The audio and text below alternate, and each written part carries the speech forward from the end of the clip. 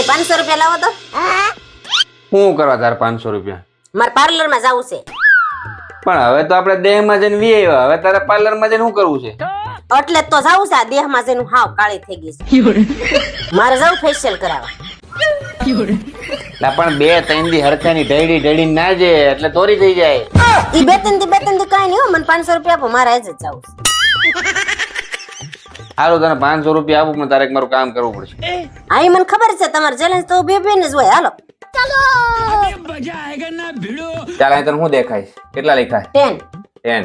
હવે જે આ કલર સ્ટિક થી 10 લખેલા છે બરાબર, એમાંથી તારે એક કલર સ્ટિક ઉઠાવવાની છે અને એ 5 બનાવવાના છે. ઈ કલર સ્ટિક તું ગમે ત્યાં તને મન ફાવે ત્યાં તારે મૂકવાની.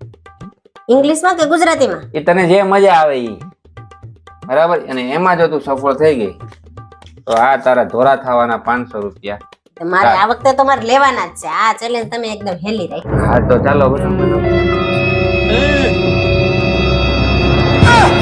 બની ક્યાં ગયા 5 બન્યા? હવે આમથી આમ 5 ક્યાં બન્યા? હવે જોવો 5 બની ગયા.